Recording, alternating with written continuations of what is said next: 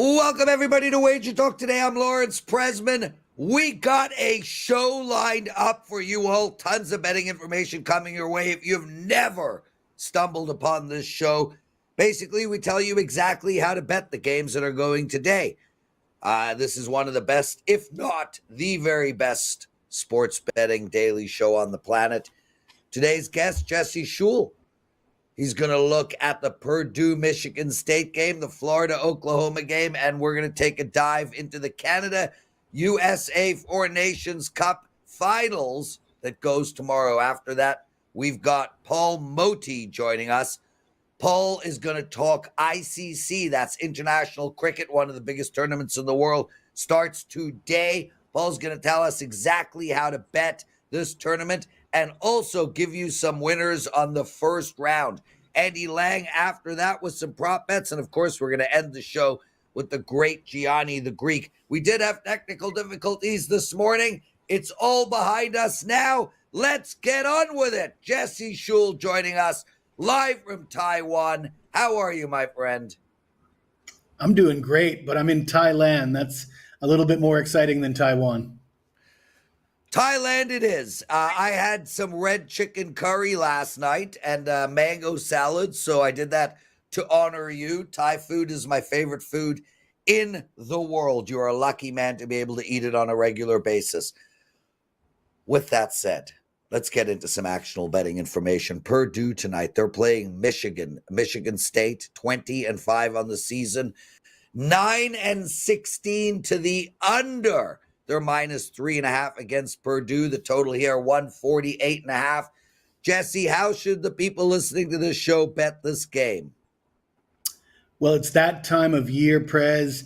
We're getting down to the nitty-gritty in college basketball, conference tournaments just around the corner. And I'm going to focus on the total in this game. This number looks a little inflated when you really examine the magnitude of this game. These are two of the top teams in the Big Ten. Michigan's in first place. You got Michigan State a game back and Purdue 1.5 games out of first. Purdue coming in off back-to-back losses. I kind of lean Michigan State here if I was going to take this side. But as I mentioned, I'm looking at the total. Purdue has owned Sparty over the recent seasons, winning 9 of the last 10 head-to-head meetings. But let's look at the last 3 games these teams played in East Lansing. A 64-63 game in 2023, 68-65 in 2022, and 55-54 in 2021. And then you're looking at this number of 148.5. Sparty is one of the better defensive teams in the Big Ten. They're only giving up 67.5 points per game. They're at home. I think this is a good spot for Michigan State. I think they'll dictate the pace. I think at this time of year, a Michigan State team that's gone under in 64% of their games this year, 16 of 25 games going under the total. I'll go under 148.5 in this game, Prez. Jesse Schule likes the under in the Purdue-Michigan State game. Jesse, let's keep the show moving along. Oklahoma on the road. It's the 17th ranked team in the league, and they are plus 13.5 against a Florida team that just steamrolls everybody. Florida just won 4 straight, beat South Carolina 88-67. Before that, they won another game by close to 20. This team can steamroll anyone. They're number 2 in the country. How do you bet a game like this, Jesse, especially given that the 17th best team is such a massive dog? Well, I guess you don't have to bet a game like this, but if you are going to bet this game, I'm with you, Prez. Florida should steamroll here. Oklahoma is an interesting case study, their first year in the SEC. They won 13 straight games. They were ranked number 12 in the country after going undefeated in non-conference play. During that span, they had 2 wins over ranked teams, one of them being the Michigan Wolverines that we just talked about in the Big Ten, the first place team in the Big Ten. Then they enter SEC play, and they just get steamrolled. 3 wins in 12 games in SEC play so far.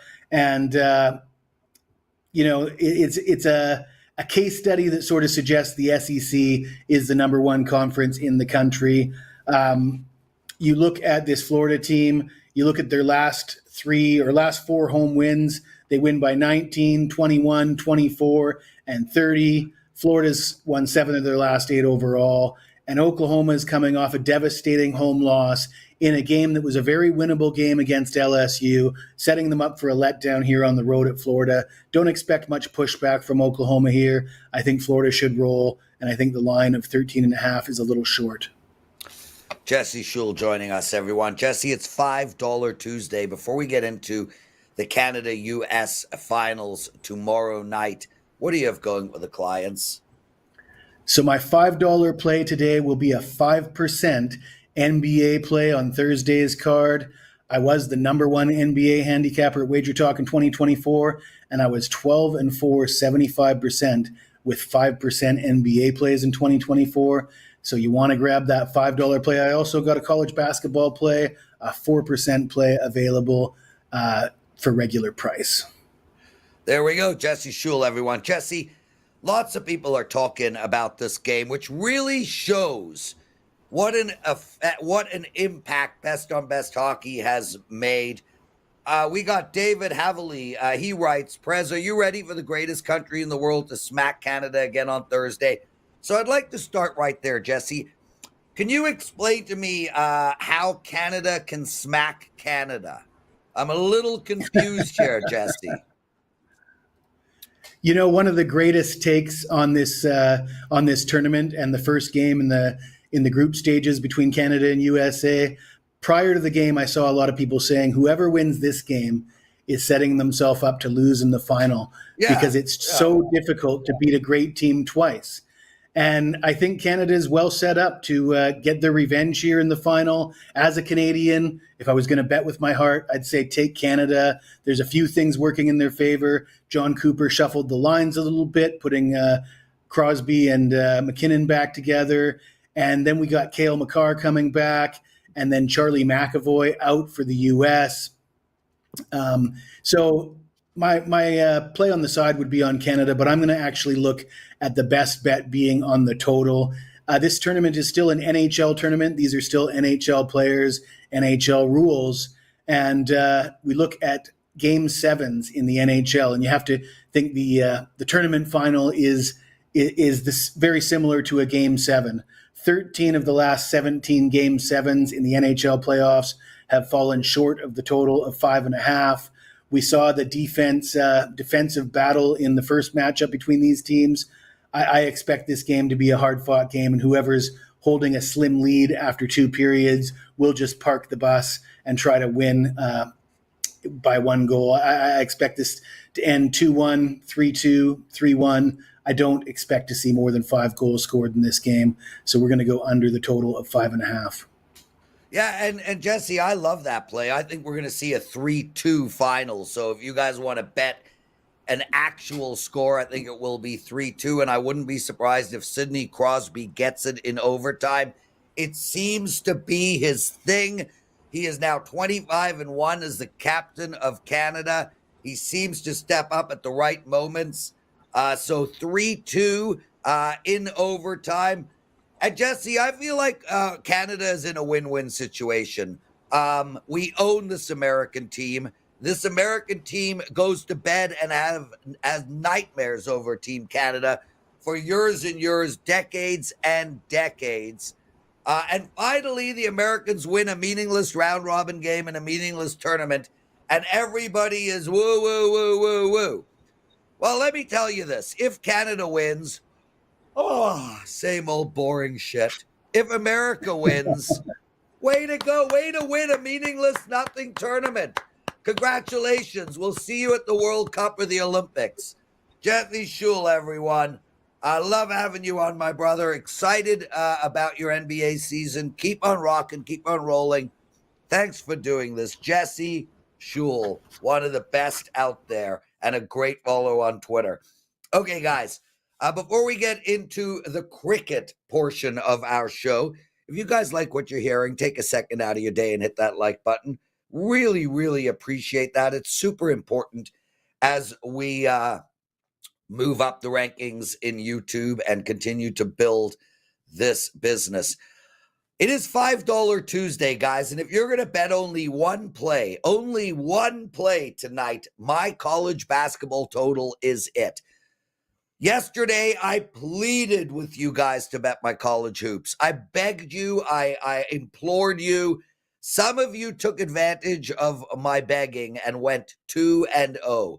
Neither of my games were even close. They were all over well before the 5-minute mark in the first quarter. That's how good those picks were.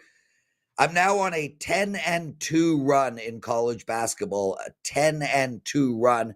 I'm also on an 18-5 hoops total run. And my play tonight is a total. It is absolutely a stunning 4% play. It's only my third 4% play of the college basketball season. Last Tuesday, I released my second 4% college basketball play, and it won. So please, it's $5. Head over to WagerTalk. Take advantage of Customer Appreciation Day, $5 Tuesday, and get my college basketball. Okay, so the ICC trophy is going to be awarded in the next couple of weeks. This is a big deal for most of the world, not so much North America.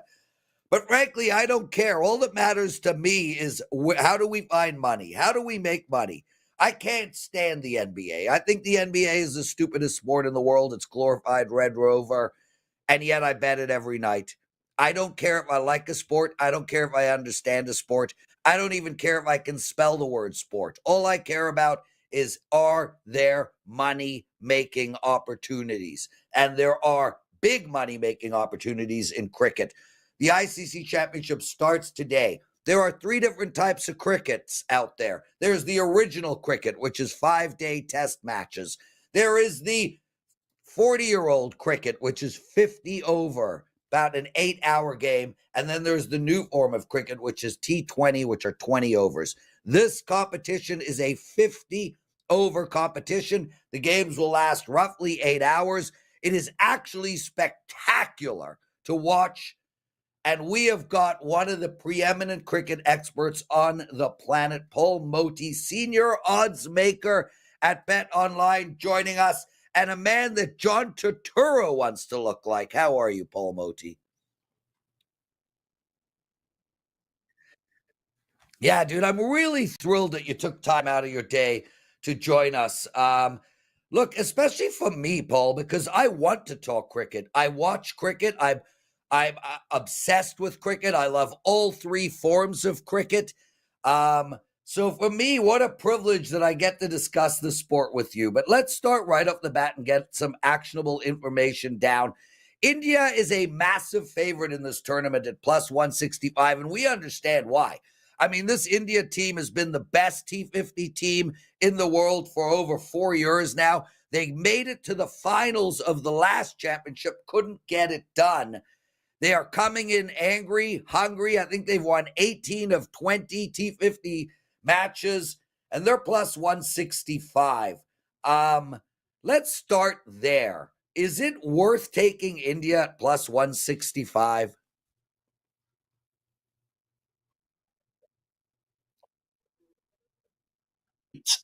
But as you know, the cricket's very much driven by the toss. You know, if the team that wins the toss chooses whether to bat first or bat Yeah. second, the conditions can change dramatically as the day goes on. And you referenced the World Cup, where they were runners-up.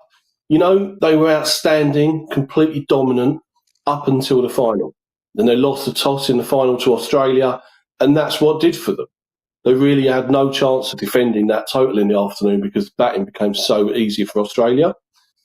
And they are playing all their matches because they won't travel to Pakistan. They're playing all their matches at Dubai. Now, on one level, that's an advantage. They get to play their matches at the same ground. But the thing about Dubai is I can't think of a ground in the world where the toss is more important because you get a lot of dew in the evening and it makes the batting really easy. It makes it very difficult for spinners to grip the ball. If you look at T20 in Dubai and they play there all the time, there is a massive advantage to the team batting second. So India have got a great chance. Maybe they'll win the toss in those games and they'll just dominate the tournament. But if they lose any toss in a big game, in a knockout game, in the semi-final or final, then really they're going to be up against it. And in all honesty, the nature of cricket anyway, matches swing to and fro. You could back them at plus 165 now. They can get to the final, and then 1 hour into the final, they'll be bigger than 165, because they've had a bad start. Look for the value elsewhere, I think. Yeah, and listen, Paul, I'd love to spend a lot of time explaining the nuances of cricket to the listeners and explaining why the toss is so important and how the pitch gets harder or softer and the ball bounces differently as the game goes on. But none of that really matters. All that matters ultimately is how do we make money. So let's start right off the bat with a long shot that I think has a realistic chance of winning this tournament, and that's Pakistan at plus 800. This Pakistan team, they struggled in the T20. I get it. But firstly, they are playing at home. Secondly, they're the third-ranked T50 team in the ICC. They've won 8 of their last 11 matches. They've won 5 straight, and they are plus 800. They've also already beat Australia, South Africa, and New Zealand. And obviously, they're going to want to beat India at plus 800. Do you like Pakistan? If not, do you have another long shot for us? Yeah, I'm not keen on Pakistan. I was keen on them a month ago, 2 months ago, because of those wins in Australia and South Africa. But key to those wins was a player called Saeem Ayub, and he's injured. He was outstanding in that. He misses all this tournament. And their sort of talisman batsman, Babar Azam, he's been below form for a while. One of their key bowlers, Haris Rauf, is an injury doubt. I'm not really taken with the spinners that they've got. And New Zealand, they played New Zealand in some warm-up matches last week. New Zealand beat them comfortably twice. And that's the opening match. And I think whoever wins that will go into the semis alongside India. So I'm swerving that. I prefer, for an outright bet, to look at the other group, because here it's close. It's Australia, England, South Africa and Afghanistan. Now, for me, South Africa and Afghanistan are huge value. I think they're massively underestimated. There's a lot of reputation betting going on here. Because, first of all, you look at Australia, they've got a virtual second-string team out. Virtually their whole bowling attack is injured. Yeah. Out for one reason or another, so I can't have them. England, they have gone out in the betting and they have got a bit of pedigree, but they're a mess. They're a mess, absolutely. And I think that psychologically they're a mess. Like they've thrown away a lot of good situations recently. So for me, I think South Africa have got a fabulous chance. The only thing counts against them is that they've failed so many times in big tournaments. But I think this particular generation of South African players, it's the best they've ever had. I think they're second only to India in terms of their depth. They're already in the World Test Championship final coming up, which is a new peak for them. And they did that despite many, many injuries throughout the Test season. And I think they're a better one-day side. And, I look at that batting lineup, Heinrich Klaassen, Tristan Stubbs, Ryan Rickelton, Ratty van der Dussen. These guys are superstars, and I think it's going to be a lot of runs in this tournament, a lot of big totals, and I can't see anyone other than India who's more capable of getting to the 375, 400. So I like them. But I also like Afghanistan. Plus 1,600. They're always underestimated because they're newbies. But look at the last few tournaments. They're coming of age. In the World Cup, they were very good, and they only really didn't qualify for the semis because Australia pulled off a miracle against them. And then they reached the semis of the T20 World Cup. And now they're in this. I think this is their ideal format. They're more or less at home playing in Asia. They haven't got any injury problems. First choice side. There's a bit of a doubt about the batting. It's not that strong, but it's quite deep. But I think regarding the bowling attack, I think it's arguably the best bowling attack in it. Right? Rashid Khan, best spinner in it. Fazal Hakfaruqi, superb pace bowler. Noor Ahmad, a good up-and-coming spinner. They've got a lot of good all-rounders. So I absolutely think they could upset the odds, and they're going to be good value when they play England and then against Australia. Whether they can win the tournament or not, it's a big ask, but I think they're the value. Yeah, and it makes sense. Look, they're plus 1,800. They're playing in the same division as Australia, New England, and England. England's a mess. Australia, this is the youngest Australian team we've seen, and a team that is really preparing itself for the World Cup in 2 years. They're not taking this tournament as seriously as most. And this Afghanistan team, they've won 8 of their last 10 ODI series. So it makes sense. I'm going to give out a bet that is a minus 5,000. Now, I understand that a lot of people do not want to bet minus 5,000s. I don't know why. If you have a 99% chance of winning a minus 5,000 bet, you make it every single day of your life. Bangladesh to not make the finals at minus 5,000. Paul, tell me why I should not make this bet. I'm not going to. I'm not going to put you off that. I mean, I think they're by far and away the weakest side in it. This isn't. They're not even. They're the 8th ranked side in this tournament. They're not the 8th best side in the world. I think the West Indies are better than them, and probably Sri Lanka are better than them. So they're probably 10th. In the last big 50 over event, they were terrible. Only won 2 matches out of 9, and it would take quite something for them to come through that group with India and Pakistan and New Zealand, and then win the semi. I mean, you're talking about. I mean, I would want 3-4 to 1 just for them to win the semi, right? So then they've got to qualify out the group. It's highly unlikely. Yeah. I guess anything could happen. The only way it could really happen, I suppose, if they kept winning the toss and a few games they win, because they're not hopeless. I mean, they do win games. They did beat Pakistan in the Test earlier this year. They have pulled off upsets, but I think to pull off enough upsets to get to a final, I can't. Yeah, and I know these guys are like, minus 5,000. What are you, crazy? Come on, man. Money is money. Okay, let's get into, we got Andy Lang still to come, as well as Gianni The Greek. You're watching Wager Talk today. Hit that like button, everyone. We're trying to make money for you guys. Okay, Paul, predictions and best bets for the first round of games. I hand the mic to you. Okay, so the first match is Pakistan v New Zealand. We're going minus 140 Pakistan, plus 120 New Zealand. I am a New Zealand backer. I think that at best should be a 50-50 game, and I think they've got a lot of momentum, very reliable in big tournaments, New Zealand. So I'd definitely go with the outsider there. And as a prop in that bet, I like Kane Williamson to get over 33.5 runs.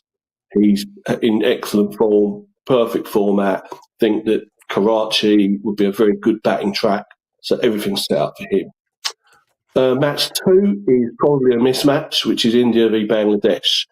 The only bet I really like here, I like Shubman Gill to be top India batsman. He's opener.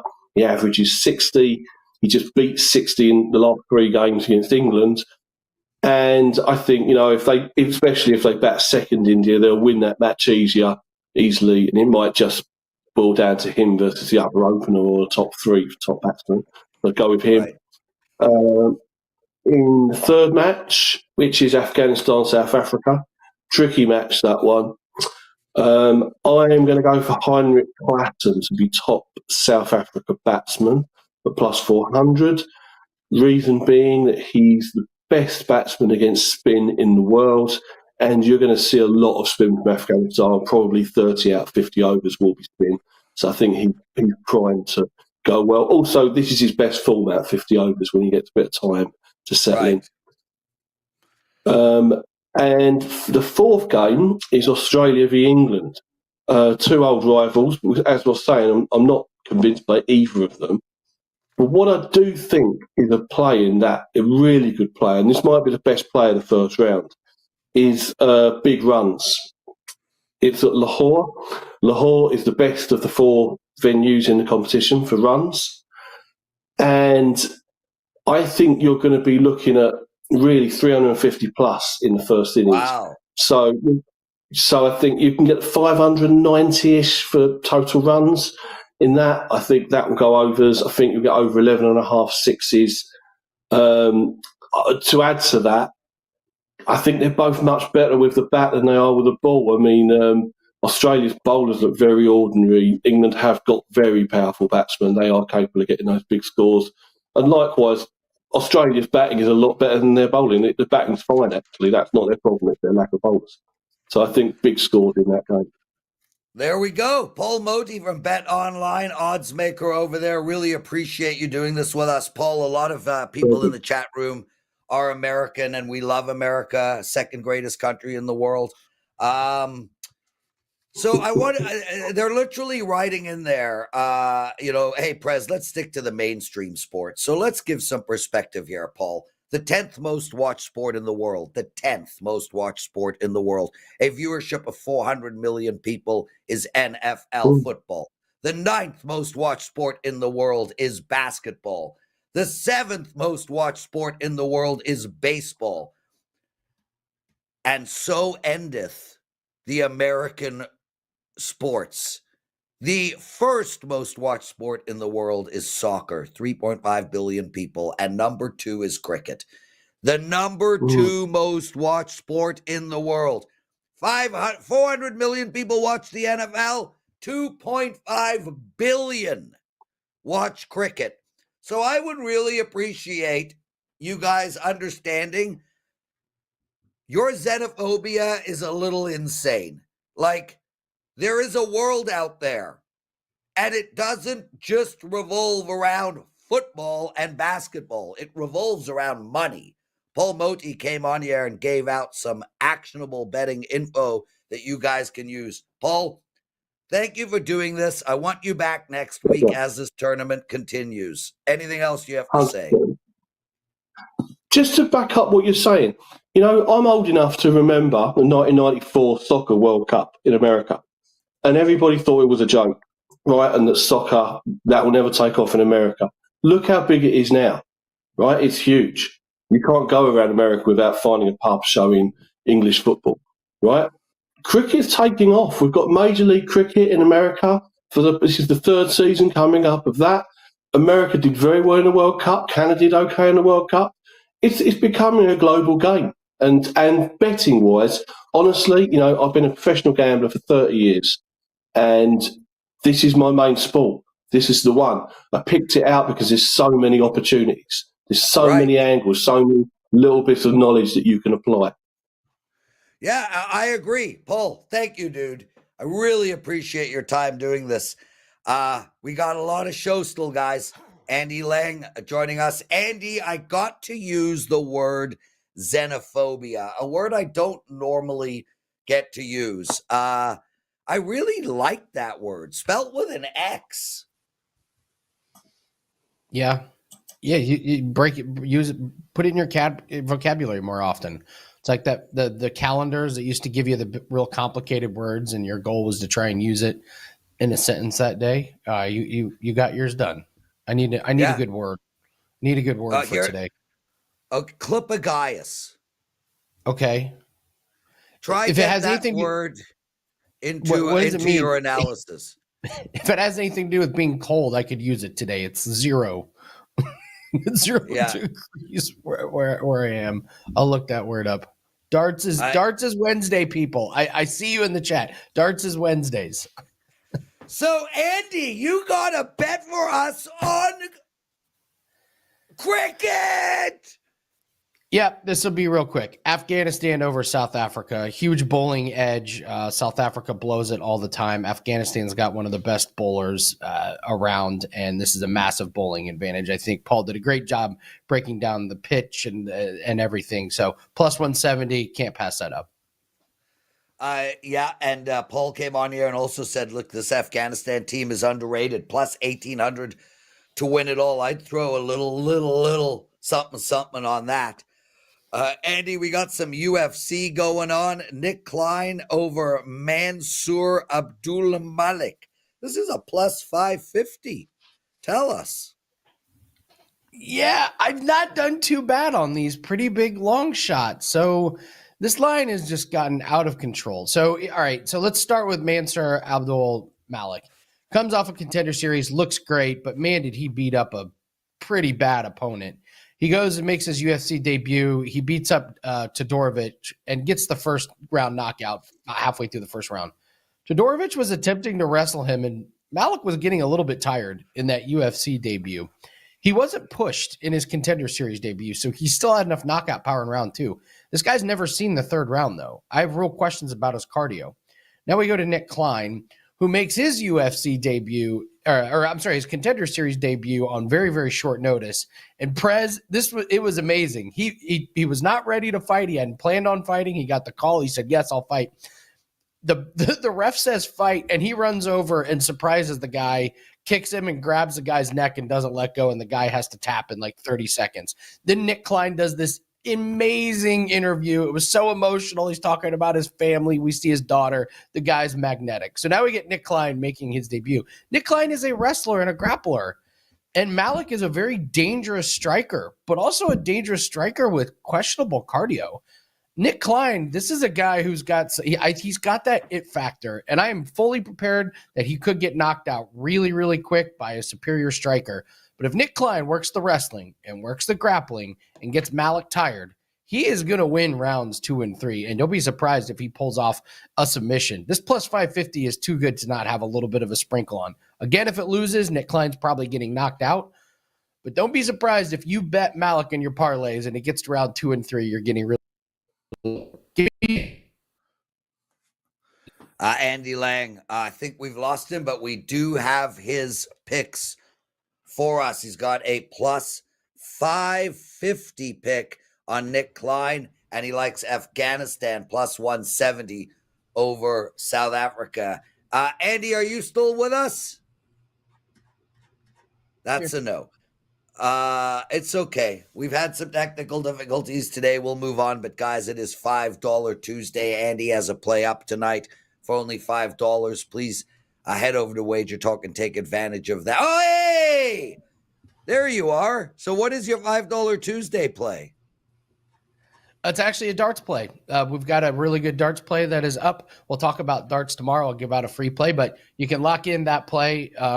Prez, we turned a profit the first 2 nights at the Premier League. So we're 8 and 5 on those, and we're up like 39 units. So grab that $5 darts play. You can't beat it. And we'll be on to talk about a couple other free plays. And we will also have our darts preview video up as well. So everything to get you ready for night 3 of the Premier League. There we go. Andy Lang, outstanding stuff. And obviously he's winning in darts. Come on.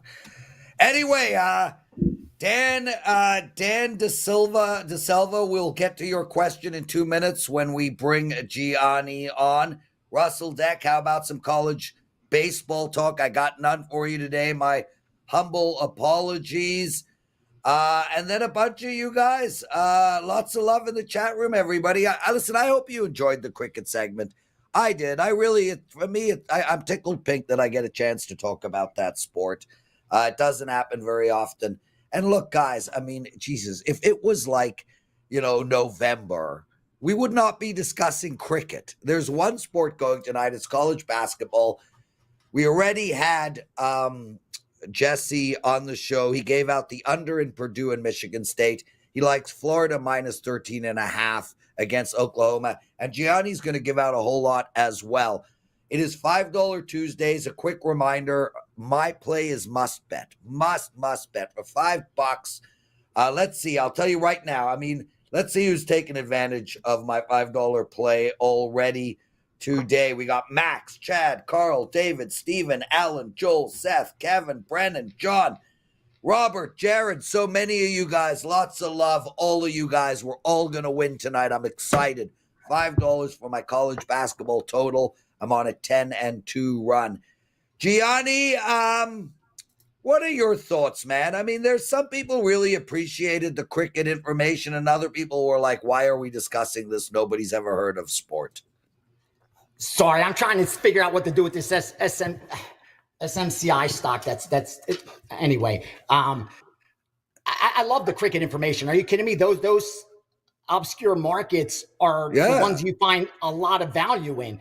Especially when you're betting against more or less a global market. Like, you're going to find some inefficiencies there for sure. And you have a specialist on, like the gentleman from Bet Online. How can you not want that information? I could care less whether about watching this or not. I gave out a College World Series bet yesterday that won. I didn't care what time it went off, what was going on, watching it or anything like that. Good information is good information, man. At the end of the day, that's all I'm looking for. Getting back to that good information, like SMCI, they put me in it the first week of February. It's doubled since then. I'm supposed to get out of it, but this is one that I think is just going to keep climbing. But I want to get some money because Solana, the way Solana is dropping way below its bull market support band now, there's some numbers that I have to put in some buy orders at. But anyway, let's get back to sports. Let's stay there. So I'm going to give you some advice. Firstly, take your principal out. If you're questioning anything, just take the principal out, ride the profit, use that principal to buy your Solano or whatever. But more importantly, Gianni, I want to talk about instincts. And you're sitting there and you're undecided. Do I do A? Do I do B? Ask yourself the following question. And guys, this is something that is important in every decision you make in your life. Ask yourself if you are happy with your lot in life. If you are happy with your lot in life, go with your instincts. Go with your gut. Your gut and your instincts have allowed you to make the decisions that you needed to make to get to where you are happy with your lot in life. Gianni, I know you. We're good friends. You've done well in life. You're happy in life. You've achieved success in life. Go with your gut. Now, for the people who have not achieved what they aspired to achieve when they were 20 or 30 or 10 or whatever, don't go with your gut. Go with Gianni's gut. And that is a really, really important statement, because this concept of go with your gut is not this overriding conceptual thought. Most of the time, your gut will lead you in the wrong direction. So ask yourself, am I happy with what I have achieved in life? If you are, stick with your gut. If you're Great not, point. Don't stick with your gut. So, Gianni, whatever you think is about to happen in that stock, stay true to that thought. Well said. Thank you. I needed that this morning. Thank you. Yeah. It's a good problem to have, but I needed that. Yeah, exactly. Okay. So, Action Jackson, hashtag go with Gianni's gut. We'll run that for a while, okay? We should do a special promotion. Go with Gianni's gut, .com. Anyway, brother, people want to hear some college hoops. Give us what's going on out there. I got a lot of it. I know people have been asking for player props in college basketball, and I said that the limits are so low up until March Madness and, the actual tournament. You're really not going to get a lot of the bet syndicates getting involved. But I work with a group that just bets props. So I asked them if they could send me their college basketball props when they see some strong stuff that they got down on. So I'm going to share a little bit of that with you guys. But first, let's get to some sides. Start off at the top. 604, UConn minus the 8.5. 607, Northern Illinois plus the 20. 611, Central Michigan plus 5.5. 617, Oklahoma plus 15, plus 14. 626, TCU plus the 8.5. 631, Air Force plus 9.5. 635, Illinois plus 4.5. 643, South Carolina plus 3.5, plus 3. Added games, North Florida plus the 4. Don't have any totals for you today, but I do have two props in the Illinois-Wisconsin game. Illinois-Wisconsin. First up, Kasparis Jarasionis, I believe, under 19.5 points, up to minus 140. So they laid 120, 130, now 140 on under 19.5 points. And also on Stephen Kroll, Crowl,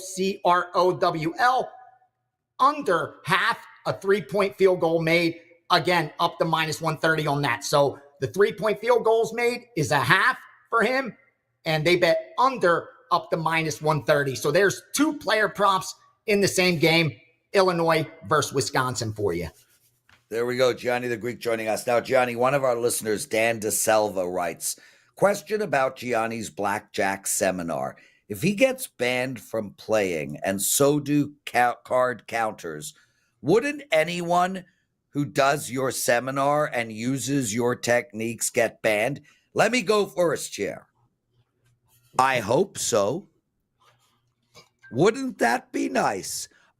I hope that every single person that learns your blackjack techniques gets banned. Every one of them. I want 100% ban.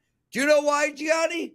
Because on the way to being banned, we made a whole lot of money. So, yeah, wear that with a badge of honor, people. Nothing is better than getting banned from a casino. Gianni, what's your response to that?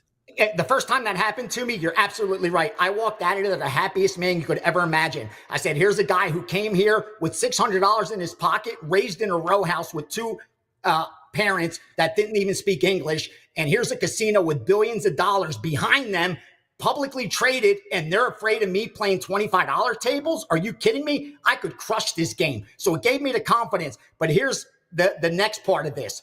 I will teach them the mistakes that I learned that actually got me banned. That's the key. I learned so much on what not to do. And I'm going to share with you just a simple technique right here.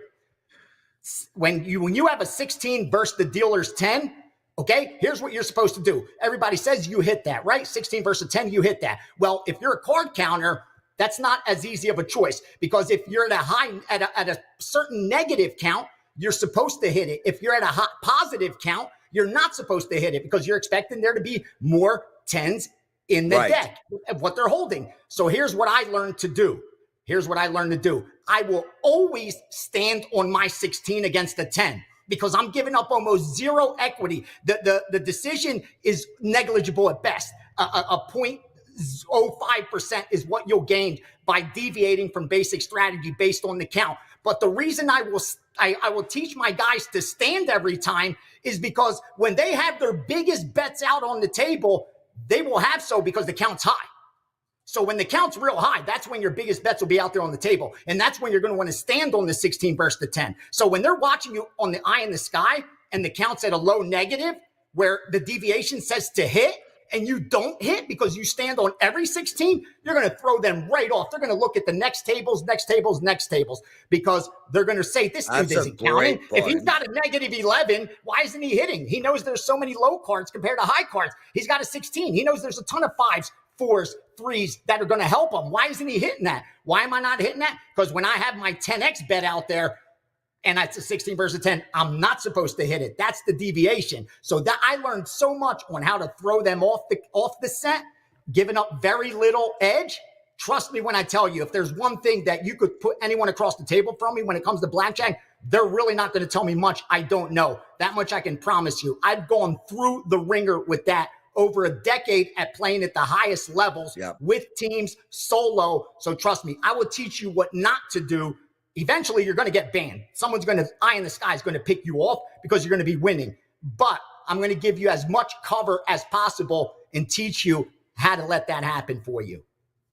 Gianni, I dealt blackjack for a couple of years when I was really young. And, man, you're standing there dealing and you learn so much as a dealer. And to me, I never take a card on 16 against a 10 ever. And so I'm with you there. I love that. And I guess you talk about splitting in your seminars and you talk about doubling down. And Yep, exactly. When all of that. Honestly, Prez, I am so excited to be doing this. The guys that are going to learn this and actually practice it, they're lethal, dude. They will know they can walk in any casino and bust them up. As long as they have the bankroll and manage risk correctly, again, there's nothing the casino is going to be able to do except kick you out. And I'm going to teach you how to have longevity so that doesn't happen to you as quickly as it happened to me. Believe me, I won a lot of money before that happened to me. And more importantly, I still won money after that happened to me. So I'll learn how to let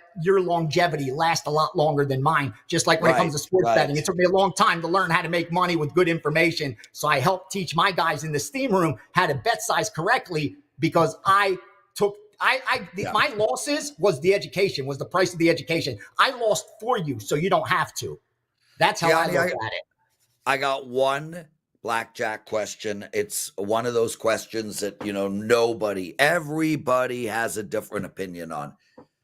Do you split tens against a six? If the counts above a +4, you're supposed to do it. But that's another one that's going to get you banned right away. That unless you're acting drunk and crazy, like I'm going to teach them, order a drink with a lime in it so it looks like you're drinking, and order some drinks, go to the bathroom and dump it so it looks like you're drinking and you're acting like you're having fun. I've done that before with my girl there and had her, when I give her a certain sign and she's like, do it, don't be a pussy, split those. And I've done it because the count was so high, it warranted it. But that is a red flag up high. The dealer will even call out splitting tens. They'll even call that out to the pit boss. So he looks, why is this guy splitting tens? And if you act like you're just nuts and that's why you're doing it, you probably get away with it. But if you're card counting and do it, you're getting tossed after a couple more hands. Dude, I want to just join the seminar now. I got a million questions, but we're going to stop. You got a seminar. So when is it? Tell us about it, and then we'll start winding the show down. Thank you to the generosity of WagerTalk. They allowed me to use the platform that I thought was best for this seminar. So they went out there and paid for it instead of doing it on where I do the steam room, because I love that. And we're doing our beta testing throughout this week. And I should be able to announce dates and times the following week, brother. So before the end of February, we should have our first class, or at the very latest, the first week of March. The classes will begin, and I promise you, you will get your money's worth. I paid 5 dimes for what I'm going to teach. I promise you, it's the exact same seminar. The only difference is you're not going to leave there with a shoe and a felt and a couple decks of cards and rubber bands like they gave me that you could easily get on Amazon for less than $50. Yeah. No swag at the seminar. No. It's $5 Tuesday, Gianni. I mentioned that I got a total up tonight. I'm rolling, dude. We've spoken about this every day. And how many buy Gianni, buy me. We're both gonna roll. I went 2-0 last night. 5-1, 10-2 college basketball run. So I am still. And you were right. You were right on Northern Iowa. Northern Iowa. And there was wise guys on the opposite side of that, on the Murray State up to 2. I bet it for a group that I was working with. I don't know if I gave it out on here, if we bet it early enough, but that was a good bet, man. A good bet. Thank you, my brother. Lots of love. What do you got going for $5 Tuesday?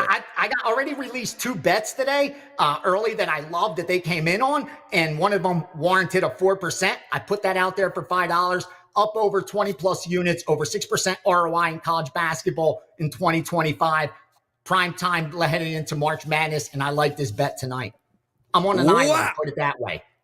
Good luck, brother. What a show, everybody. Are you kidding me? I had a freaking blast. Shout out to Jesse Schule. Shout out to Paul Motty for some cricket talk. Andy Lang and Gianni the Greek.